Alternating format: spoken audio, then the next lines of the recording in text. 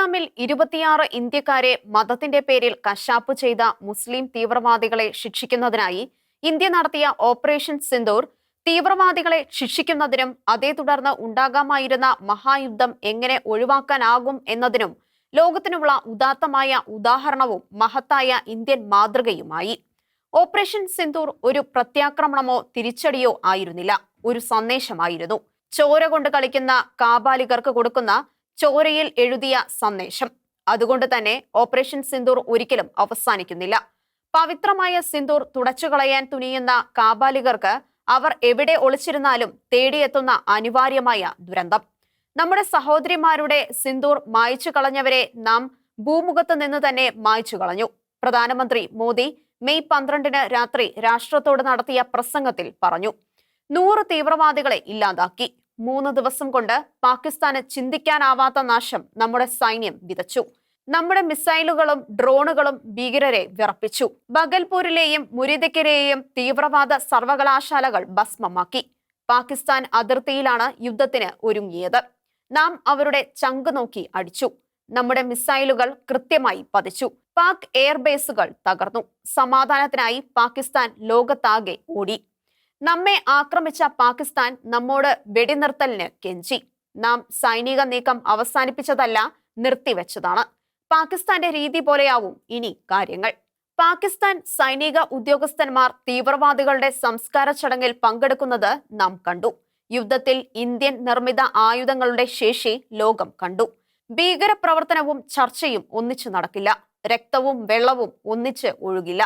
നാം പാകിസ്ഥാനുമായി ചർച്ച നടത്തിയാൽ അത് 2 കാര്യങ്ങളെക്കുറിച്ച് മാത്രമാവും. ഭീകരപ്രവർത്തനത്തെയും പാക് അധിനിവേശ കശ്മീരിനെയും കുറിച്ച് മാത്രം. പ്രധാനമന്ത്രി സംശയമില്ലാത്ത ഭാഷയിൽ വ്യക്തമാക്കി. ഇന്ത്യൻ സൈന്യവും ഇന്ത്യയുടെ ഭരണാധികാരികളും ഓപ്പറേഷൻ സിന്ദൂറിൽ പ്രകടിപ്പിച്ച വൈഭവം ആർക്കും പ്രശംസിക്കാതിരിക്കാനാവില്ല. വീട്ടിൽ കയറി വന്ന് ആക്രമിച്ച് കൊന്നവരോട് തിരിച്ചടിക്കരുത് എന്ന് പറയുന്നവരുടെ ആത്മാർത്ഥത ആരാണ് സംശയിക്കാത്തത്? എത്ര സമാധാനകാംക്ഷിക്കും യുദ്ധം അനിവാര്യമായി വരും. ലക്ഷ്യം കൈവരിച്ച് യുദ്ധം എത്രയും വേഗം അവസാനിപ്പിക്കണം. അതാണ് ഇന്ത്യ ലോകത്തിന് കാണിച്ചു കൊടുത്തത്. 1-2 വർഷമായി നീണ്ടുപോകുന്ന യുദ്ധങ്ങൾ നടക്കുന്ന ഇക്കാലത്ത് വളരെ അനുകരണീയമായ ഒരു മാതൃക. മെയ് 7 പുലർച്ചെ ഇന്ത്യ ഭീകര കേന്ദ്രങ്ങളെ ആക്രമിച്ചു. പാക് അധിനിവേശ കശ്മീരിലുള്ള 9 ഭീകര കേന്ദ്രങ്ങളെ തകർത്തു. പാകിസ്ഥാനിലേക്ക് 100 കിലോമീറ്റർ വരെ കയറി ആക്രമിച്ചു. 100-ലധികം ഭീകരർ കൊല്ലപ്പെട്ടു. ഭീകരവാദികളെ വീട്ടിൽ കയറിയും കൊല്ലും എന്ന് 2019 പ്രധാനമന്ത്രി മോദി നൽകിയ മുന്നറിയിപ്പാണ് ഇന്ത്യൻ സൈന്യം നിറവേറ്റിയത്. പക്ഷേ പാകിസ്ഥാന് അത് മനസ്സിലായില്ല. അവർ യുദ്ധം ആരംഭിച്ചു. മെയ് 8 3.5 മണിക്കൂറിൽ ഭാരതത്തിലെ 24 നഗരങ്ങളെയാണ് ലക്ഷ്യം വെച്ച് പാകിസ്ഥാൻ അയച്ചത് 400 ഡ്രോണുകൾ. എല്ലാത്തിനെയും ഇന്ത്യയുടെ പ്രതിരോധ സംവിധാനം തകർത്ത് താഴെയിട്ടു. എങ്കിലും പാകിസ്ഥാന്റെ പ്രതികാര ആക്രമണത്തിൽ 16 ഇന്ത്യക്കാർ കൊല്ലപ്പെട്ടു. ഏത് യുദ്ധത്തിലും സ്വാഭാവികമായി ഉണ്ടാകുന്ന വേറെയും നഷ്ടങ്ങളുണ്ട്. എന്നാൽ പാകിസ്ഥാൻ പ്രചരിപ്പിക്കുന്നത് പോലെ പൈലറ്റുമാർ ആരും നഷ്ടപ്പെട്ടിട്ടില്ല. നമ്മുടെ S-400 സംവിധാനത്തിന് പോറൽ പോലും ഇല്ല. നമ്മുടെ സൈനിക ഉദ്യോഗസ്ഥന്മാർ വെളിപ്പെടുത്തി. ഇന്ത്യ തിരിച്ചടിച്ചു. പാകിസ്ഥാനിലെ 6 വ്യോമതാവളങ്ങളെ ലക്ഷ്യം വെച്ചു. റഫീഖി, മുരീദ്, ചക്ലാല, റഹീമിയ, സുക്കൂർ, ചുനിയാൻ, പസ്രൂറിലെ റഡാർ താവളത്തിന് നേരെയും ആക്രമണം നടന്നു. പുൽവാമ ആക്രമണവും കാണ്ഡഹാർ വിമാന റാഞ്ചിലും നടത്തിയവരെ വധിച്ചു. പാകിസ്ഥാന്റെ 40ഓളം പട്ടാളക്കാർ കൊല്ലപ്പെട്ടു. കൊല്ലപ്പെട്ട തീവ്രവാദികളുടെ സംസ്കാര ചടങ്ങിൽ പാക് സൈനിക ഉദ്യോഗസ്ഥർ പങ്കെടുത്തത് ലോകം കണ്ടു. പാക് പട്ടാളം തീവ്രവാദികളെ താലോലിക്കുന്നു എന്ന ഇന്ത്യയുടെ ആക്ഷേപമാണ് ശരിവെക്കപ്പെടുന്നത്. ഓപ്പറേഷൻ സിന്ദൂർ അവസാനിച്ചിട്ടില്ല. കാരണം അത് കേവലം ഒരു സൈനിക നടപടിയല്ല, ഭീകരർക്കെതിരായ ആക്രമണമാണ്. ഭീകരർ ഉള്ളിടത്തോളം കാലം തുടരുന്ന ഒന്ന്. ഉറി സർജിക്കൽ സ്ട്രൈക്ക്, ബാലാകോട്ട് ആക്രമണം പോലെ ഒന്നല്ല. ഭീകരരെ അവരുടെ താവളത്തിലെത്തി നിഗ്രഹിക്കുന്ന തീവ്രവാദ വിരുദ്ധ പ്രവർത്തനമാണത്. പൽഹാമിലെ കണ്ണീരിന് മാത്രമാണ് മറുപടി കൊടുത്തത്. ജെയ്ഷെ മുഹമ്മദ്, ലഷ്കർ തോയിബ, ഹിസ്ബുള്ള മുജാഹിദീനും മുന്നറിയിപ്പാണിത്. ലക്ഷ്യം കൈവരിച്ചപ്പോൾ നിർത്തി. അത് പാകിസ്ഥാൻ ആവശ്യപ്പെട്ടത് കൊണ്ടാണ്, അമേരിക്ക പറഞ്ഞിട്ടല്ല. ആക്രമണം നിർത്താമോ എന്ന് ഇന്ത്യക്കാരോട് ചോദിക്കാൻ അമേരിക്ക പറഞ്ഞു കാണും. ഇരു രാജ്യങ്ങളെയും നേരിട്ടുള്ള ചർച്ചയിലേക്ക് കൊണ്ടുവന്നതിൽ US പങ്ക് വഹിച്ചതിൽ തന്നെ എന്താണ് പിശക്? അവർ നിരീക്ഷിക്കുന്നുണ്ടായിരുന്നു. ആണവ യുദ്ധം പോലുള്ള മഹാഭീകരതകൾ ഇല്ലാതാക്കുവാൻ അവർക്കും ആഗ്രഹമുണ്ടാവുക സ്വാഭാവികം. പക്ഷേ ചർച്ചകളിൽ ഇടപെട്ടില്ല. പാകിസ്ഥാന്റെ മിലിറ്ററി ഓപ്പറേഷൻ ഡയറക്ടർ ജനറൽ ഇന്ത്യയിലെ മിലിറ്ററി ഓപ്പറേഷൻ ഡയറക്ടറിനെ വിളിച്ച സമയം വരെ ഇന്ത്യ പുറത്തുവിട്ടിട്ടുണ്ട്. വെടിനിർത്തലിനെ അപലപിക്കുന്നവർ, അക്കാര്യം പ്രഖ്യാപിച്ച വിദേശകാര്യ സെക്രട്ടറി വിക്രം മിശ്രയെ സൈബർ ആക്രമണം നടത്തുന്നവർ, പഹൽഗാമിൽ കൊല്ലപ്പെട്ട നാവിക ഉദ്യോഗസ്ഥൻ വിനയ നേർവാളിന്റെ ഭാര്യ ഹിമാംശുക്കെതിരെ കൊലവിളി നടത്തുന്നവർ എല്ലാം യുദ്ധക്കൊതിയന്മാരാണ്. ഒരു തരത്തിൽ ദേശവിരുദ്ധരുമാണ്. യുദ്ധക്കൊതിയും വീട്ടിൽ കയറി ആക്രമിക്കുന്നവരെ തിരിച്ചടിക്കുന്നതും ഒന്നല്ല. വിദേശകാര്യ സെക്രട്ടറി പ്രഖ്യാപിക്കുന്നത് അയാളുടെ സ്വന്തം തീരുമാനപ്രകാരം അല്ല, സർക്കാർ തീരുമാനിക്കുന്നത് അനുസരിച്ചാണ്.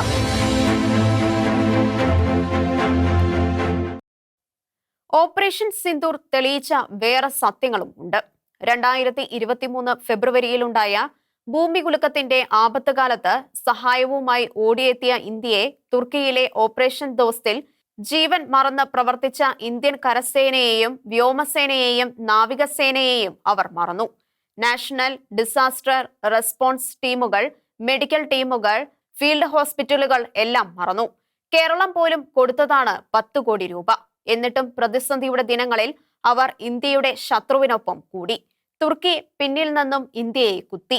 തുർക്കി കടുത്ത മുസ്ലിം രാഷ്ട്രമാണ്. അവരുടെ സമീപനങ്ങൾ നീതിയോ ന്യായമോ നോക്കി ആവില്ല, മതം നോക്കിയായിരിക്കും എന്ന് വ്യക്തം. തുർക്കിയുടെ ഈ നിലപാട് ഇന്ത്യയെ വല്ലാതെ വേദനിപ്പിച്ചിട്ടുണ്ട്. വരും നാളുകളിലെ പ്രവർത്തനങ്ങളിൽ അത് പ്രതിഫലിക്കും. പാകിസ്ഥാനിൽ പുതിയ ബംഗ്ലാദേശ് ജനിക്കുന്നുണ്ട്. ബലൂചിസ്ഥാൻ പാകിസ്ഥാന്റെ ആകെ വിസ്തൃതിയുടെ 40% വരുന്ന പ്രദേശമാണ് ബലൂചിസ്ഥാൻ. സുന്നി വിമതരുടെ താവളം അവിടെ. സ്വതന്ത്ര നീക്കം ശക്തമാവുകയാണ്. അവിടുത്തെ ഗ്വദാർ തുറമുഖം ചൈനയുടെ നാവികസേനയുടെ താവളമാക്കുവാൻ പാകിസ്ഥാൻ സമ്മതിച്ചു. ഇന്ത്യ നിരീക്ഷിക്കുകയാണ്. ഇന്ത്യയുമായി നല്ല അടുപ്പത്തിലാണ് ബലൂചിസ്ഥാൻ. സ്വാതന്ത്ര്യ സമര പോരാളിയും വേൾഡ് ബലൂചി വനിതാ ഫോറം പ്രസിഡന്റുമായ നൈലഗാദ്രി ബലൂച്ച് 2016 കേരളത്തിലെത്തിയിരുന്നു. ഇക്കാര്യത്തിലും പുതിയ സമീപനങ്ങൾ ഉണ്ടാകാനിടയുണ്ട്. ബംഗ്ലാദേശിൽ ഇപ്പോൾ തെരഞ്ഞെടുക്കപ്പെട്ട സർക്കാരല്ല, അവിടെ വിദ്യാർത്ഥി സമരത്തെ തുടർന്നുണ്ടായിരിക്കുന്ന ഭരണ സംവിധാനം അവരുടെ ഇന്ത്യ വിരുദ്ധതയ്ക്കാണ് കുപ്രസിദ്ധമാകുന്നത്. ഇന്ത്യയുടെ ശത്രുക്കളുമായി കൂടാനാണ് അവർക്ക് താല്പര്യം. ഓപ്പറേഷൻ സിന്ദൂറിന്റെ സമയത്ത് ബംഗ്ലാദേശ് ഇന്ത്യയെ ആക്രമിക്കണം എന്ന ഒരു മുറവിളി ചിലർ ഉയർത്തിയിരുന്നു. എങ്കിൽ ഷെയ്ഖ് ഹസീനയുടെ സർക്കാരിനെ പ്രതിഷ്ഠിക്കാനോ അവർക്ക് അംഗീകാരം നൽകി അവരുടെ അഭ്യർത്ഥന പ്രകാരം ബംഗ്ലാദേശിൽ ഇടപെടാനോ ഇന്ത്യൻ സൈന്യത്തിന് ഇടകിട്ടുമായിരുന്നു. ബംഗ്ലാദേശിന്റെ പിറവികാലത്ത് ഇന്ത്യ ഷെയ്ഖ് മുജീബ റഹ്മാൻ ജയിലിൽ കിടന്ന് ഉണ്ടാക്കിയ സർക്കാരിനെ അംഗീകരിക്കുകയും ബംഗ്ലാ സൈന്യമായ മുക്തി ബാഹിനിയുമായി കലർന്ന് പ്രവർത്തിച്ചതും ഒന്നും ഇന്ന് സമരം ചെയ്യുന്ന കുട്ടികൾക്ക് ഓർമ്മയില്ലെങ്കിലും യൂനസ് ഓർക്കുന്നുണ്ടാവും. 90,000 പാക് സൈന്യമാണ് അവിടെ ഇന്ത്യൻ സൈന്യത്തിന് മുന്നിൽ ആയുധം വെച്ച് കീഴടങ്ങിയത്. ഓപ്പറേഷൻ സിന്ദൂർ പാകിസ്ഥാനിൽ ചെയ്യാത്ത പലതും ഇന്ത്യയിൽ ചെയ്തു. പലരുടെയും തനിനിറം കാണിച്ചു തന്നു. നാട് ശത്രു രാജ്യവുമായി യുദ്ധം ചെയ്യുമ്പോൾ പോരാട്ടത്തിന് നേതൃത്വം കൊടുക്കുന്ന ഭരണത്തിന് പിന്തുണ കൊടുക്കുകയും അവർ തരുന്ന വിവരങ്ങൾ വിശ്വസിക്കുകയുമാണ് സാധാരണ പൗരർ ചെയ്യേണ്ടത്. സർക്കാരിന് ഉണ്ടായിട്ടുണ്ടായിരിക്കാവുന്ന വീഴ്ചകളും കുറവുകളും ചർച്ച ചെയ്യേണ്ട സമയം അതല്ല. ഇന്ത്യ ഒരു മനസ്സോടെ മോദി സർക്കാരിന് പിന്നിൽ അണിനിരന്നു. പലരും പലതും ഉള്ളിൽ ഒതുക്കി. ഇത്തരക്കാർക്ക് വേണ്ടി ചില പൊതു പ്രസ്താവനകൾ ഇറക്കി അവരുടെ നല്ല പിള്ള ആകുവാൻ ശ്രമിച്ച ചിലരുടെ തനിനിറം കാണുവാൻ ഓപ്പറേഷൻ സിന്ദൂർ അവസരമായി. അവരിൽ ഒരാളാണ് CPM സംസ്ഥാന സെക്രട്ടേറിയറ്റ് അംഗവും യുവ നേതാവുമായ M സ്വരാജ്. അദ്ദേഹം മെയ് 8 ഒരു പ്രസ്താവന ഇറക്കി. സ്വന്തം മുറ്റത്ത് മിസൈൽ പതിക്കുന്നതുവരെ ചിലർക്ക് അയലത്തെ പൂരമാണ് യുദ്ധം. നല്ല പ്രസ്താവന. പക്ഷേ സൂചന ഓപ്പറേഷൻ സിന്ദൂർ ആയതുകൊണ്ട് സ്വരാജ് സോഷ്യൽ മീഡിയയിൽ വ്യാപകമായി ആക്രമിക്കപ്പെട്ടു. ഒരു അധ്യാപകനെ വിദ്യാർത്ഥികളുടെ മുന്നിലിട്ട് വെട്ടിക്കൊന്ന പാർട്ടി വിട്ട സഖാവിനെ 51 വെട്ടിലൂടെ കശാപ്പ് ചെയ്തവരുടെ പ്രതിനിധി മതം നോക്കി കൊന്നവരോട് കണക്ക് ചോദിച്ചതിനെ അപലപിച്ചത് ചീത്ത ഉദ്ദേശത്തോടെ ആണെന്ന് അവർ വിലയിരുത്തി. ലോകത്താകമാനം എത്ര ലക്ഷം രാഷ്ട്രീയ എതിരാളികളുടെയും ക്രൈസ്തവരുടെയും ചോരപ്പുഴ ഒഴുക്കിയവരാണ് കമ്മ്യൂണിസ്റ്റുകാർ. സോവിയറ്റ് യൂണിയനിലും ചൈനയിലും ക്യൂബയിലും എത്ര ക്രൈസ്തവരെയാണ് ദൈവവിശ്വാസത്തിന്റെ പേരിൽ കമ്മ്യൂണിസ്റ്റുകാർ കൊന്നിട്ടുള്ളത്. ഇവരായിരുന്നു നാട് ഭരിക്കുന്നതെങ്കിൽ ഇത്തരം വിപരീത ചിന്ത പ്രകടിപ്പിക്കുവാൻ പോലും ആരെയെങ്കിലും അനുവദിക്കുമായിരുന്നു. അഥവാ ഉണ്ടായാൽ അത് എഴുതിയവൻ പിറ്റേന്ന് പ്രഭാതം കാണുമായിരുന്നു. ഓപ്പറേഷൻ സിന്ദൂറിനെതിരെ സോഷ്യൽ മീഡിയയിൽ പോസ്റ്റിട്ട മലയാളിയായ ഡെമോക്രാറ്റിക് സ്റ്റുഡൻസ് അസോസിയേഷൻ നേതാവും വിദ്യാർത്ഥി സംഘടനാ പ്രവർത്തകനുമായ റിജാസ് എം ഷിബാസ് സൈദക്കിനെ മഹാരാഷ്ട്രയിലെ ആന്റി ടെററിസ്റ്റ് സ്ക്വാഡ് നാഗ്പൂരിൽ അറസ്റ്റ് ചെയ്തു. അദ്ദേഹത്തിന്റെ സുഹൃത്ത് ഇഷാകുമാരിയും ഒപ്പമുണ്ടായിരുന്നു.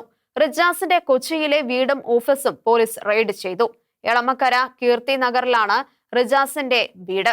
പഹൽഗാം സംഭവത്തെ തുടർന്ന് കാശ്മീരികളായ തീവ്രവാദികളുടെ വീടുകൾ തകർത്തതിനെതിരെ കൊച്ചിയിൽ നടന്ന കാശ്മീരി ആകുന്നത് കുറ്റകരമല്ല എന്ന പരിപാടിയിൽ പങ്കെടുത്തതിന് റിജാസിന് എതിരെ പോലീസ് കേസ് എടുത്തിരുന്നു. ഇത്തരത്തിൽ ദേശവിരുദ്ധ നിലപാട് എടുക്കുന്നവർക്കെതിരെ സർക്കാർ കൈക്കൊള്ളുന്ന നിലപാടുകളെ ആർക്കാണ് എതിർക്കാനാവുക? ബോംബെ ഭീകരാക്രമണ കാലത്തെ പോലെ ചാനലുകളിൽ ലൈവ് ടെലികാസ്റ്റ് പാടില്ലെന്ന് കേന്ദ്ര സർക്കാർ പറഞ്ഞിട്ടും പല ചാനലുകാരും പലതും ചെയ്തു. സ്വന്തം ടീമിനെ കാശ്മീരിൽ അയച്ചു പോലും പലതും റിപ്പോർട്ട് ചെയ്തു. യുദ്ധകാലത്ത് ഇത്തരം രീതികൾ അനുവദിക്കുന്നതിൽ വലിയ ആപത്തുണ്ട്.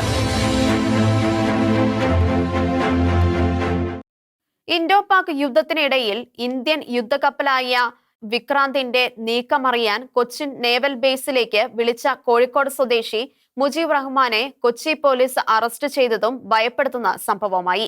അറസ്റ്റല്ല, വിവരം അന്വേഷിക്കുവാൻ മുതിർന്നവനാണ് പിന്നിലുള്ളവരാണ് ഭയപ്പെടുത്തിയത്. മെയ് 9 വെള്ളിയാഴ്ച രാത്രി 9:15 പ്രധാനമന്ത്രിയുടെ ഓഫീസിൽ നിന്ന് രാഘവൻ എന്ന് പറഞ്ഞാണ് വിവരം അന്വേഷിച്ച് വിളിച്ചത്. സംശയം തോന്നിയ നേവൽ ബേസ് അധികൃതർ പോലും ടെലിഫോൺ നമ്പറും ചോദിച്ചപ്പോൾ പേര് രാഘവൻ എന്ന് പറഞ്ഞ അന്വേഷകൻ ഒരു ടെലിഫോൺ നമ്പറും കൊടുത്തു. സംശയം തോന്നിയ അധികൃതർ പോലീസിൽ പരാതിപ്പെട്ടു. അന്വേഷണത്തിൽ രാഘവൻ പറഞ്ഞ നമ്പറിൽ നിന്നല്ല വിളി വന്നതെന്ന് വ്യക്തമായി. വിളിച്ച നമ്പറും പോലീസ് കണ്ടെത്തി. 2 നമ്പറും സ്വിച്ച് ഓഫ് ആയിരിക്കുന്നു. പോലീസ് വിട്ടില്ല. മെയ് 12 യഥാർത്ഥ രാഘവനെ കണ്ടെത്തി. കോഴിക്കോട് സ്വദേശി മുജീബ് റഹ്മാൻ. ഇനി പതിവ് പോലെ മാനസിക രോഗി എന്ന കഥ വരുമോ എന്ന് കാത്തിരിക്കുകയാണ്. 2021 വിക്രാന്തിന്റെ നിർമ്മാണം കൊച്ചിയിൽ നടക്കുമ്പോൾ അതിലെ കമ്പ്യൂട്ടർ ഭാഗങ്ങൾ മോഷ്ടിച്ചതിന് അഫ്ഗാൻ പൗരൻ അടക്കം 3 പേർ പിടിയിലായിരുന്നു. വിക്രാന്ത് നങ്കൂരമിട്ട കപ്പൽശാലയിൽ നിന്നും വിവരങ്ങൾ ചോർത്തിയ കേസിൽ 2023 ഒരാൾ അറസ്റ്റിലായിരുന്നു. ലോകോത്തര ഇസ്ലാമിക തീവ്രവാദികളെല്ലാം എത്തുകയും സുരക്ഷിതമായി ജീവിച്ച് ദേശവിരുദ്ധ പ്രവർത്തനങ്ങൾ നടത്തുകയും ചെയ്യുന്ന ഇടമായിട്ടുണ്ടോ കേരളം എന്ന് സംശയിക്കുന്നതിനുള്ള ഒരു വാർത്ത കൂടിയാണ് ഇത്. പഹൽഗാം കൂട്ടക്കൊലയുടെ മുഖ്യ ആസൂത്രകനായ ഷെയ്ഖ് സജാദ് ഗുൽ കേരളത്തിൽ താമസിച്ച് ലാബ് ടെക്നീഷ്യൻ കോഴ്സും ബാംഗ്ലൂരിൽ താമസിച്ച് MBA കോഴ്സും പഠിച്ചതായി കണ്ടെത്തി. 1974 ശ്രീനഗറിൽ ജനിച്ച ഗുൽ 1996 BSc പാസ്സായി. 1999 ബാംഗ്ലൂരിലെ ഏഷ്യ പസഫിക് ഇൻസ്റ്റിറ്റ്യൂട്ട് ഓഫ് മാനേജ്മെന്റിൽ നിന്നും MBA പാസ്സായി. ഇക്കാലത്ത് അദ്ദേഹം ലഷ്കർ തോയ്ബയുമായി ബന്ധപ്പെട്ടു. പഠനശേഷം കാശ്മീരിൽ ലാബ് നടത്തുകയും വിധ്വംസ പ്രവർത്തനങ്ങളിൽ ഏർപ്പെടുകയുമായിരുന്നു എന്നാണ് വിവരം. കാശ്മീരിൽ നിന്നുള്ള ഗുളിന് സ്വൈര്യമായി പ്രവർത്തിക്കുന്നതിനും താമസിക്കുന്നതിനും അന്തരീക്ഷമുള്ള 2 സംസ്ഥാനങ്ങളാണ് കർണാടകവും കേരളവും എന്ന തിരിച്ചറിവ് വല്ലാതെ അസ്വസ്ഥത ഉണ്ടാക്കുന്ന യാഥാർത്ഥ്യമാണ്. അദ്ദേഹം തീവ്രവാദ സംഘടനയായ ലഷ്കർ തോയ്ബയുടെ റെസിസ്റ്റന്റ് ഫ്രണ്ട് സ്ഥാപിച്ച് ചേർന്നു. അതിന്റെ നേതാവായി. നിരവധി സ്ഫോടനങ്ങൾക്ക് നേതൃത്വം കൊടുത്തു. 2002 ഡൽഹിയിൽ വെച്ച് അറസ്റ്റ് ചെയ്യപ്പെട്ടു. നിസാമുദ്ദീൻ റെയിൽവേ സ്റ്റേഷനിൽ നിന്നും സ്ഫോടക വസ്തുവായ 5 കിലോ RDXുമായിട്ടാണ് അദ്ദേഹത്തെ പോലീസ് പിടികൂടിയത്. 2003 കോടതി അദ്ദേഹത്തെ ശിക്ഷിച്ചു. ജയിൽവാസ കാലത്ത് അവിടെ ഉണ്ടായിരുന്ന തീവ്രവാദികളുമായി ബന്ധം വർദ്ധിപ്പിച്ചു. 10 വർഷം ജയിലിൽ കഴിഞ്ഞ ശേഷം പുറത്തുവന്ന അദ്ദേഹം 2016 വ്യാജവിലാസത്തിൽ പാസ്പോർട്ട് സമ്പാദിച്ച് പാകിസ്ഥാനിലേക്ക് പോയി. 2019 മുഹമ്മദ് അബ്ബാസ് ഷെയ്ഖിനോട് ചേർന്ന് റെസിസ്റ്റൻസ് ഫ്രണ്ട് സ്ഥാപിച്ചു. ഇപ്പോൾ ഫ്രണ്ടിന്റെ പരമോന്നത നേതാവാണ്. 2023 ഇന്ത്യ സർക്കാർ സംഘടന നിരോധിക്കുകയും ഇദ്ദേഹത്തെ തീവ്രവാദിയായി പ്രഖ്യാപിക്കുകയും ചെയ്തു.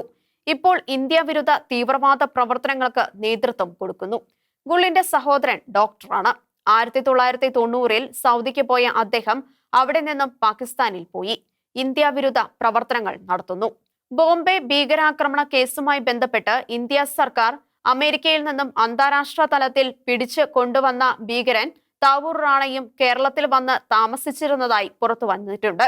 ഇസ്ലാമിക തീവ്രവാദികളുടെ 5000-ഓളം സ്ലീപ്പിംഗ് സെല്ലുകൾ കേരളത്തിൽ പ്രവർത്തിക്കുന്നതായി കേരളത്തിലെ പോലീസ് മേധാവികൾ തന്നെ വെളിപ്പെടുത്തിയിട്ടും ആരും ഒന്നും ചെയ്യാത്തത് കാരണം എല്ലാ തീവ്രവാദികൾക്കും സമാധാനമായി ജീവിക്കുകയും പ്രവർത്തിക്കുകയും ചെയ്യുന്നതിനുള്ള ഇടമായി കേരളം മാറിയിരിക്കുകയാണോ എന്ന സംശയം ഉയരുന്നു.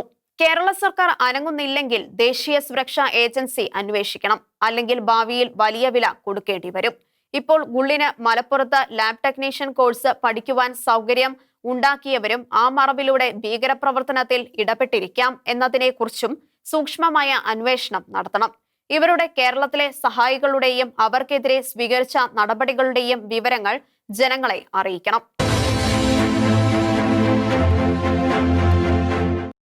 കേരളത്തിലെ കോൺഗ്രസിന്റെ സമകാലീന ചരിത്രത്തിൽ ഒരു അപസ്വരവും ഇല്ലാതെ ഒരു അധികാര കൈമാറ്റം മെയ് 12-ന് നടന്നു. കെ സുധാകരന് പകരം അദ്ദേഹത്തിന്റെ ഏറ്റവും അടുത്ത ശിഷ്യൻ സണ്ണി ജോസഫ് KPCC അധ്യക്ഷനായി ചുമതലയേറ്റു. അദ്ദേഹത്തോടൊപ്പം Adoor Prakash UDF കൺവീനറും Shafi Parambil, PC Vishnunath, AP Anilkumar എന്നിവർ വർക്കിംഗ് പ്രസിഡന്റുമാരും ആയി സ്ഥാനമേറ്റു. സ്ഥാനമാറ്റത്തെക്കുറിച്ച് ചടങ്ങിന് എത്തിയവരിൽ ഏറ്റവും മുതിർന്ന KPCC പ്രസിഡന്റ് K മുരളീധരനാണ് ഏറ്റവും നന്നായി പ്രതികരിച്ച്. അദ്ദേഹം പറഞ്ഞു, ബെസ്റ്റ് ടീം ബെസ്റ്റ് ടൈമിൽ ചുമതലയേൽക്കുന്നു. അദ്ദേഹം പറഞ്ഞു, നിലമ്പൂർ ഉപതെരഞ്ഞെടുപ്പിനും പഞ്ചായത്ത് തെരഞ്ഞെടുപ്പുകൾക്കും പാർട്ടിയെ സജ്ജമാക്കുവാൻ പുതിയ നേതൃത്വത്തിന് മതിയായ സമയം ലഭിക്കുന്നു. KPCC അധ്യക്ഷനായിരിക്കെ മുരളി കണ്ണൂർ ജില്ലാ പ്രസിഡന്റായി നിയമിച്ച ആളാണ് സണ്ണി ജോസഫ്. അതിന് കാരണം സുധാകരനായിരുന്നു എന്നും മുരളി പറഞ്ഞു. അന്ന് CPM കണ്ണൂർ ജില്ലാ സെക്രട്ടറി ആയിരുന്ന MV ഗോവിന്ദനാണ് ഇപ്പോൾ CPM സംസ്ഥാന സെക്രട്ടറി. അദ്ദേഹം അനുസ്മരിച്ചു. സ്ഥാനമാറ്റം നടന്നാൽ ചില ബോംബുകൾ പൊട്ടുമെന്ന് പലരും പ്രവചിച്ചെങ്കിലും ഒരു ഏറുപടക്കം പോലും പൊട്ടിയില്ല എന്ന് മുരളി വിമർശകരെ പരിഹസിച്ചു. നാം ഒറ്റക്കെട്ടായി പ്രവർത്തിക്കേണ്ട കാലമാണിത്, മുൻ പ്രസിഡന്റ് രമേശ് ചെന്നിത്തല ഓർമ്മിപ്പിച്ചു. സ്ഥാനം ഒഴിയുന്ന K സുധാകരൻ തനിക്ക് ലഭിച്ച 4 വർഷം കോൺഗ്രസിന് നേട്ടങ്ങളുടെ വർഷങ്ങളായിരുന്നു എന്ന് കണക്കുകളും സംഭവങ്ങളും ഉദ്ധരിച്ച് സമർത്ഥിച്ചു. തന്റെ കാലത്ത് നടന്ന ലോക്സഭാ തെരഞ്ഞെടുപ്പിൽ, നിയമസഭാ, പഞ്ചായത്ത് ഉപതെരഞ്ഞെടുപ്പുകളിൽ നഷ്ടപ്പെട്ട സീറ്റുകൾ തിരിച്ചുപിടിച്ചു. കോളേജ് തെരഞ്ഞെടുപ്പുകളിൽ പോലും കോൺഗ്രസ് ജയിച്ചു. പ്രവർത്തകർക്ക് ഒപ്പം നിന്ന നേതാവാണ് സുധാകരൻ. ആടിന്റെ മണമുള്ള ഇടയൻ. കോളേജുകളിൽ SFIക്കാരുടെ അടികൊണ്ട് ഓടിയിരുന്ന KSUക്കാർക്ക് തിരിഞ്ഞു നിൽക്കാൻ ധൈര്യം കൊടുത്ത നേതാവ്. പൈനാവിൽ എഞ്ചിനീയറിംഗ് കോളേജ് തെരഞ്ഞെടുപ്പിന്റെ ഭാഗമായി നടന്ന ഏറ്റുമുട്ടലിൽ കൊല്ലപ്പെട്ട SFIക്കാരനെ കുറിച്ച് മരണം ഇരന്നു വാങ്ങിയവൻ എന്ന് പറയാൻ മടിക്കാത്ത നേതാവ്. സർവോദയക്കാരും മാധ്യമങ്ങളും വിമർശന ശരങ്ങൾ അഴിച്ചുവിട്ടപ്പോഴും സുധാകരൻ കുലുങ്ങിയില്ല. പാർട്ടിക്ക് വേണ്ടി ഏറ്റുമുട്ടേണ്ടി വരുന്നവർക്ക് പാർട്ടിയുടെ സംരക്ഷണം ഉണ്ടാകും എന്ന് അദ്ദേഹം കാണിച്ചു കൊടുത്തു. KSU പുത്തൻ ഉണർവിലായി. കോൺഗ്രസിനെ കേരളത്തിൽ അധികാരത്തിൽ തിരിച്ചെത്തിക്കുക എന്ന വലിയ സ്വപ്നം ബാക്കിയുണ്ട്. അതിനുള്ള പോരാട്ടത്തിൽ താൻ മുന്നിൽ തന്നെ ഉണ്ടാകുമെന്നും സുധാകരൻ പറഞ്ഞു. സുധാകരേട്ടൻ കോൺഗ്രസിന് ആത്മവിശ്വാസം തിരികെ കൊണ്ടുവന്നു. അടുത്ത നിയമസഭാ തെരഞ്ഞെടുപ്പിൽ ജനാധിപത്യ മുന്നണി 100-ലധികം സീറ്റ് നേടും, പ്രതിപക്ഷ നേതാവ് VD സതീശൻ പറഞ്ഞു. അപശ്രുതികൾ ഇല്ലാതെ നേതൃമാറ്റം നടക്കുന്നു എന്നത് പുതിയ നേതൃത്വത്തിന്റെ വലിയ ഭാഗ്യമാണ്. അതല്ല കോൺഗ്രസിന്റെ സമകാലീന ചരിത്രം. 1970-കൾ മുതൽ കേരളത്തിലെ കോൺഗ്രസിനെ നയിച്ചിരുന്ന ഗ്രൂപ്പ് സമവാക്യങ്ങൾ മാറി. അതിന്റെ ഫലമായി ഉണ്ടായിരുന്ന ഗ്രൂപ്പ് വൈരാഗ്യങ്ങളും മാറിയ മട്ടാണ്. K കരുണാകരൻ മുഖ്യമന്ത്രിയായിരുന്ന കാലത്ത് അദ്ദേഹത്തിന്റെ നോമിനി CV പത്മരാജനായിരുന്നു 1983 മുതൽ KPCC അധ്യക്ഷൻ. അദ്ദേഹമാണ് ശാസ്തമംഗലത്തെ കോൺഗ്രസ് ആസ്ഥാന മന്ദിരം ഇന്ദിരാഭവൻ വാങ്ങിച്ചത്. പുതുക്കി ഇന്നത്തെ രൂപം കൊടുത്തത് K മുരളീധരനും. പത്മരാജനെ മാറ്റി 1987-ൽ ആന്റണിയെ KPCC അധ്യക്ഷനായി രാജീവ് ഗാന്ധി നിയമിച്ചു. കരുണാകരനോട് ആലോചിക്കാതെയായിരുന്നു നിയമനം. കരുണാകരൻ അതൃപ്തി പരസ്യമായി പ്രകടിപ്പിച്ചു. ആന്റണി മൈൻഡ് ചെയ്തില്ല. ഒരു പാർട്ടിയിൽ 2 പാർട്ടികൾ പോലെ അവർ ജീവിച്ചു. 1992-ൽ നടന്ന സംഘടനാ തെരഞ്ഞെടുപ്പിൽ കരുണാകരൻ പകവീട്ടി. ആന്റണി ഗ്രൂപ്പിലെ ശക്തമായ നേതാവ് വയലാർ രവിയെ കരുണാകര പക്ഷം സ്ഥാനാർത്ഥിയാക്കി. ആന്റണിയെ തോൽപ്പിച്ചു. വോട്ടെടുപ്പ് നടന്ന തലസ്ഥാനത്തെ മുസ്ലിം അസോസിയേഷൻ ഹാളിൽ നാടകീയ രംഗങ്ങൾ അരങ്ങേറി. വോട്ട് ചെയ്യാൻ എത്തിയ കരുണാകരൻ ആന്റണിയുടെ അടുത്ത് വന്നിരുന്നപ്പോൾ അദ്ദേഹം അതൃപ്തി പ്രകടിപ്പിച്ച് അവിടെ നിന്നും മാറി. തെരഞ്ഞെടുപ്പിൽ തോറ്റ ആന്റണി ഒരു ഓട്ടോറിക്ഷയിൽ ഈശ്വരവിലാസം റോഡിലെ സ്വവസതിയിലേക്ക് പോയി. 1995-ൽ കരുണാകരനെ മാറ്റി ആന്റണി മുഖ്യമന്ത്രിയായി. ഇക്കാലത്താണ് ചാരായ നിരോധനം നടപ്പിലാക്കിയത്. 1998 വരെ വയലാർ രവി KPCC അധ്യക്ഷനായിരുന്നു. രവിയും കരുണാകരനുമായി തെറ്റിയ കാലം. രവി സ്വന്തം ഗ്രൂപ്പ് ഉണ്ടാക്കുകയായി. കെ സുധാകരൻ ആ ഗ്രൂപ്പിൽ അംഗമായിരുന്നു. 1996 തെരഞ്ഞെടുപ്പിൽ ജനാധിപത്യ മുന്നണി തോറ്റു. 1998 രവിക്ക് KPCC അധ്യക്ഷ സ്ഥാനം ഒഴിയേണ്ടി വന്നു. പകരം തെന്നല ബാലകൃഷ്ണപിള്ള അധ്യക്ഷനായി. കെ മുരളീധരൻ ഏക വൈസ് പ്രസിഡന്റും. അപശ്രുതികൾ ഉയർന്ന മാറ്റം. 2001 തെരഞ്ഞെടുപ്പിൽ പക്ഷേ കോൺഗ്രസ് ജയിച്ചു. 2001 മെയ് 17 ആന്റണി മുഖ്യമന്ത്രിയായി. അന്ന് തന്നെ തെന്നലയെ രാജിവെപ്പിച്ച് മുരളി പ്രസിഡന്റായി സ്ഥാനമേറ്റു. സങ്കടകരമായ മാറ്റം. കരുണാകരൻ ആന്റണിക്കെതിരെ എല്ലാ കരുക്കളും നീക്കി. മന്ത്രിസഭയിൽ ഉമ്മൻചാണ്ടിയെ എടുപ്പിക്കാതിരിക്കുവാൻ മന്ത്രിസഭയിലെ കരുണാകരന്റെ പ്രതിനിധിയായി KV തോമസിനെ നിയോഗിച്ചു. ഉമ്മൻചാണ്ടി ഏകോപന സമിതി കൺവീനറായി. ആന്റണി മുഖ്യമന്ത്രിയും മുരളി KPCC അധ്യക്ഷനും ഉമ്മൻചാണ്ടി കൺവീനറുമായി തുടർന്നു. ഇതിനിടെ മുരളിക്ക് മന്ത്രിയാകാൻ പൂതിയായി. 2004 ഫെബ്രുവരി 11 ആന്റണി മന്ത്രിസഭയിൽ വൈദ്യുതി മന്ത്രിയായി. മുരളി മന്ത്രിയായപ്പോൾ KPCC അധ്യക്ഷ പദവിയിലേക്ക് കരുണാകരൻ PP തങ്കച്ചനെ നിയോഗിച്ചു. അതും കളിയായിരുന്നു. മുഖ്യമന്ത്രി, കൺവീനർ, KPCC പ്രസിഡന്റ് പദവികൾ 3 ക്രൈസ്തവർക്ക്. കേരളത്തിൽ അത് ഭംഗിയല്ലാത്ത കാര്യമാണ്. 2004 ലോക്സഭാ തെരഞ്ഞെടുപ്പ് വന്നു. നിയമസഭാ അംഗമല്ലാതിരുന്ന മുരളി വടക്കാഞ്ചേരിയിലെ കോൺഗ്രസ് MLA ബാലറാമിനെ രാജിവെപ്പിച്ച് മത്സരിച്ചു.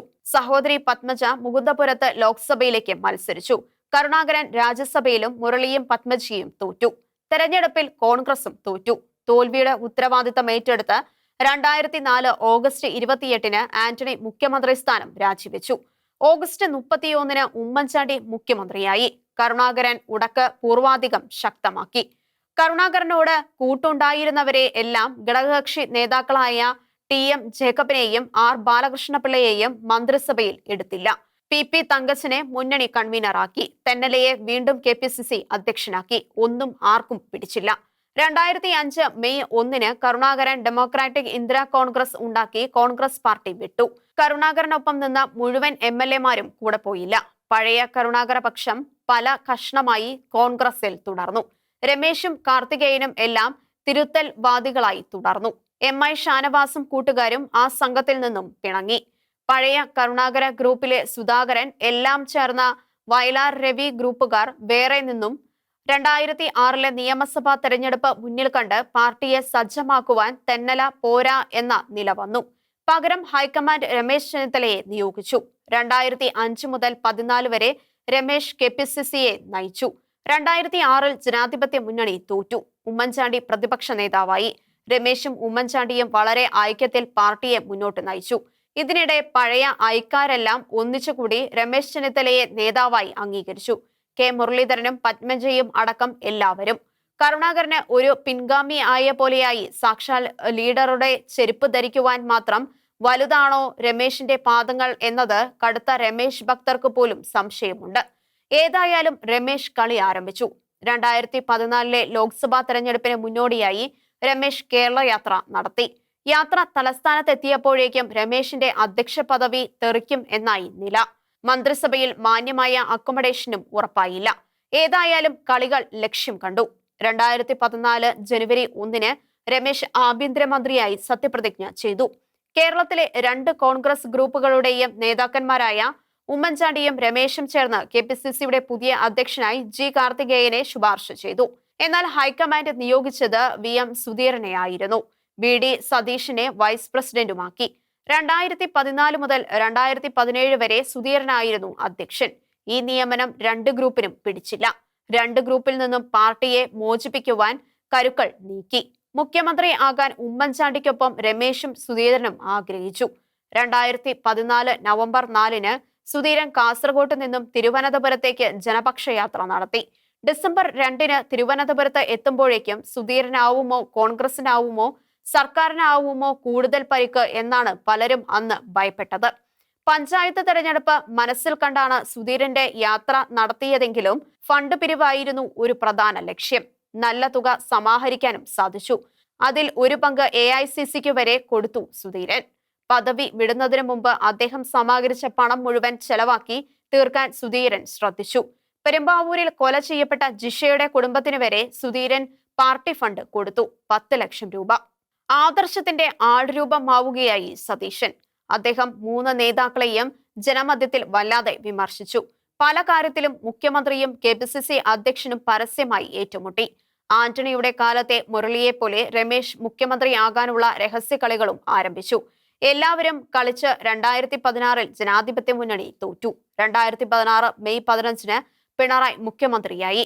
ഉത്തരവാദിത്തം ഏറ്റെടുത്ത ഉമ്മൻചാണ്ടി പ്രതിപക്ഷ നേതൃസ്ഥാനം അടക്കം എല്ലാ പദവികളും രാജിവെച്ചു. സുധീരനെ വെട്ടിലാക്കുകയായിരുന്നു ലക്ഷ്യം. അവസാനം ഹൈക്കമാൻഡിന് സുധീരനെ മാറ്റേണ്ടി വന്നു. അങ്ങനെ 2017 MM ഹസന് താൽക്കാലിക ചുമതല കിട്ടി. അത് 2018 സെപ്റ്റംബർ 19 വരെ 1 വർഷക്കാലം തുടർന്നു. ലോട്ടറി അടിച്ചതുപോലെ കിട്ടിയ KPCC അധ്യക്ഷ സ്ഥാനം ഹസൻ ഏറ്റുവാങ്ങുമ്പോൾ കാലിയായ ഖജനാവാണ് VM സുധീരൻ കൈമാറിയത്. കാറിന് പെട്രോൾ അടിക്കുവാൻ പോലും പണമില്ലാതിരുന്നതുകൊണ്ട് ഹസൻ ജനമോചന യാത്ര പ്ലാൻ ചെയ്തു. പാർട്ടി ഫണ്ടിൽ 100 കോടി രൂപ ഉണ്ടാക്കണം എന്ന് ലക്ഷ്യം വെച്ചാണ് അദ്ദേഹം 2018 ഏപ്രിൽ 7 കാസർഗോട്ട് നിന്നും തിരിച്ചത് എന്നായിരുന്നു അന്നത്തെ വാർത്ത. എന്നാൽ അദ്ദേഹം തലസ്ഥാനത്തെത്തിയപ്പോൾ കയ്യിൽ 13 കോടി രൂപയേ ഉള്ളൂ എന്നാണ് വിവരം. അദ്ദേഹം യാത്രയിലായിരുന്നപ്പോൾ അദ്ദേഹത്തെ അധ്യക്ഷ സ്ഥാനത്ത് നിന്നും മാറ്റുന്നു എന്ന പ്രചരണം വന്നു. ഉമ്മൻചാണ്ടിയും രമേശും എല്ലാം ഡൽഹിക്ക് പോയി. ലക്ഷ്യം പുതിയ KPCC അധ്യക്ഷൻ എന്ന് അവർ പറഞ്ഞുകൊടുത്തു. അതോടെ ജനമോചന യാത്രയുടെ ശോഭ കെട്ടു. പണം പിരിച്ചവർ കൊടുക്കുവാൻ മടിച്ചു എന്നൊക്കെയാണ് കഥകൾ. തന്റെ കേരള യാത്ര നശിപ്പിക്കുവാൻ ചിലർ പടച്ചുവിട്ട കഥകളാണവ എന്ന് ഹസനും പറഞ്ഞു. ഈ സാഹചര്യത്തിലാണ് 2018 സെപ്റ്റംബർ 19 മുല്ലപ്പള്ളി പാർട്ടി അധ്യക്ഷനാകുന്നത്. 2021 ജൂൺ 16 വരെ പദവിയിൽ തുടർന്നു. മുറിവേറ്റുമാറി. മുല്ലപ്പള്ളി നല്ല മനുഷ്യനാണ്. കറ പുരളാത്ത പൊതുജീവിതത്തിന്റെ ഉടമ. അന്നത്തെ സാഹചര്യത്തിൽ അദ്ദേഹത്തെ നിയോഗം ഏൽപ്പിക്കുകയല്ലാതെ കോൺഗ്രസിന് വേറെ അധികം വഴികളില്ല എന്നതും സത്യം. പിടിച്ചാൽ കിട്ടാത്തവരാണ് മുല്ലപ്പള്ളിയുടെ ചില വർക്കിംഗ് ചെയർമാൻമാർ. അവരുടെ അധികാര വ്യാപ്തി എന്തുമാത്രമുണ്ട് എന്നതും അവർ ഗുണമോ ദോഷമോ ഉണ്ടാക്കുക എന്നതും അക്കാലത്ത് വിഷയമായിരുന്നു. പാർട്ടിയുടെ പ്രചരണ സമിതി ചെയർമാനായുള്ള K മുരളീധരന്റെ രംഗപ്രവേശത്തിന്റെ മാനവും ഇപ്പോൾ കൃത്യമല്ല. കഴിഞ്ഞ ലോക്സഭാ തെരഞ്ഞെടുപ്പിന് മുന്നോടിയായി BJPയുടെ പ്രചരണ വിഭാഗത്തിന്റെ തലപ്പത്തേക്ക് മോദി വന്നതുപോലാകുമോ മുരളീധരന്റെ കടന്നുവരവ് എന്ന് സംശയിച്ചവരുണ്ട്. MM ഹസനേക്കാൾ എന്ത് വൈഭവമാകും മുല്ലപ്പള്ളി പ്രകടിപ്പിക്കുവാൻ പോവുക എന്ന ചോദ്യമുണ്ട്. പുതിയ നേതൃത്വം ഉണ്ടാക്കാനാവുന്ന ചലനങ്ങളെക്കുറിച്ച് ജനാധിപത്യ മുന്നണിക്കാർ മാത്രമല്ല ഇടതുമുന്നണിയും BJP പോലും കൗതുകത്തോടെ നടത്തുന്ന വിലയിരുത്തലുകളാവാം ഇത്. വല്ലാത്ത ഒരു സാഹചര്യത്തിലാണ് മുല്ലപ്പള്ളി രാമചന്ദ്രനും സംഘവും കേരളത്തിലെ കോൺഗ്രസിനെയും അതിലൂടെ ജനാധിപത്യ ചേരിയെയും നയിക്കുവാൻ നിയോഗിക്കപ്പെട്ടിരിക്കുന്നത്. ഇടത് ഭരണം ശക്തമായി മുന്നോട്ട് പോകുന്നതും കമ്മ്യൂണിസ്റ്റ് വിരുദ്ധർക്ക് കോൺഗ്രസും ജനാധിപത്യ മുന്നണിയും അല്ലാതെ വേറൊരു പ്രസ്ഥാനം ഉണ്ടെന്നതും അധികാരം തിരിച്ചു പിടിക്കാനുള്ള യത്നങ്ങൾ കൂടുതൽ ആയാസകരമാക്കി. എതിരാളികൾ മാത്രമല്ല പാർട്ടിയിലെ കടുത്ത ആദർശക്കാർ വരെ തുരുതുര സെൽഫ് ഗോൾ അടിക്കുന്നതും സാധാരണയായി. ഇതുവരെയുള്ള തെരഞ്ഞെടുപ്പുകളിൽ കമ്മ്യൂണിസ്റ്റ് വിരുദ്ധ വോട്ടുകളെല്ലാം സ്വാഭാവികമായും കോൺഗ്രസിന് കിട്ടിയിരുന്നു. അതിന് മാറ്റം വരുന്നു. അതുപോലെ തന്നെ BJP വിരുദ്ധ വോട്ടുകൾ കോൺഗ്രസിൽ എത്തിയിരുന്നു. അതും അപ്പാടെ ഇനി ആവർത്തിക്കില്ല. കമ്മ്യൂണിസ്റ്റുകാരുടെ തണ്ടും അക്രമവും സഹിക്കേണ്ടി വരുന്നവർക്ക് കോൺഗ്രസിനേക്കാൾ പ്രിയം BJPയോടായിട്ടുണ്ട്. തെറിക്കുത്തരം മുറിപ്പത്തൽ എന്ന കാട്ടുനിയമം നടപ്പാക്കുന്നത് അവർ മാത്രമാണ് എന്നതാണ് ആ താല്പര്യത്തിന് കാരണം. പ്രളയ പുനരധിവാസ പ്രവർത്തനങ്ങൾക്കായി മുഖ്യമന്ത്രിക്ക് എല്ലാ വിഭാഗക്കാരുടെയും സാമ്പത്തിക സഹായം ഉറപ്പാകുന്നത് ചില്ലറ കാര്യമല്ല. കോൺഗ്രസ് എത്ര ശ്രമിച്ചിട്ടും 2021 പിണറായി സർക്കാർ കേരളത്തിൽ അധികാരത്തിൽ വന്നു. തോൽവിയുടെ ഉത്തരവാദിത്തം ഏറ്റെടുത്ത മുല്ലപ്പള്ളി രാജിവെക്കണം എന്ന മുറവിളി ഉയർന്നു. 2020 ലോക്സഭാ തെരഞ്ഞെടുപ്പിൽ വൻ വിജയം നേടിയപ്പോൾ ഇത്തരം മുറവിളി ഉണ്ടായില്ലല്ലോ എന്ന് മുല്ലപ്പള്ളി പറഞ്ഞു. ഏതായാലും പദവി അദ്ദേഹം രാജിവെച്ചു. പദവി രാജിവെച്ച മുല്ലപ്പള്ളിയോട് തിരിച്ചു വരണേ എന്ന് ആരും പറഞ്ഞില്ല. പുതിയ പ്രസിഡന്റിനെ നിയോഗിക്കും വരെ ചുമതല വഹിക്കണം എന്നാണ് അന്ന് ചുമതല വഹിക്കുന്ന സോണിയ കൊടുത്ത നിർദ്ദേശം. മുല്ലപ്പള്ളി ഓഫീസിൽ പോലും കയറാതെ ഭരണം നടത്തി. ഈ സാഹചര്യത്തിലാണ് 2021 ജൂൺ 16 ജനകീയ നേതാവായ K സുധാകരൻ KPCCയുടെ ചുമതല ഏറ്റെടുത്തത്. 2025 മെയ് 12 വരെ അദ്ദേഹം തുടർന്നു. കേരളത്തിലെ നിയമസഭാ തെരഞ്ഞെടുപ്പുകളിൽ തുടർച്ചയായി തോൽക്കുന്ന കോൺഗ്രസ് പാർട്ടിയെ പുനരുദ്ധരിക്കുന്നതിന് പുതിയ പദ്ധതിയുമായാണ് കെ സുധാകരൻ ചുമതല ഏറ്റെടുത്തത്. താഴെത്തട്ടു മുതൽ പാർട്ടി പുനഃസംഘടിപ്പിക്കുവാനും മുഴുവൻ സമയ പ്രവർത്തകർക്ക് സാമ്പത്തിക പ്രതിഫലം ക്രമീകരിക്കുന്നതിനുമുള്ള പദ്ധതിയാണ് സുധാകരൻ തയ്യാറാക്കിയത്. അത് പൂർണ്ണമായും നടപ്പായില്ലെങ്കിലും നടപ്പാക്കി തുടങ്ങി, അതിന് ഫലവും ഉണ്ടായി. ഷീലോഹന്റെ കാഴ്ചകൾ ഇനി അടുത്ത ആഴ്ച.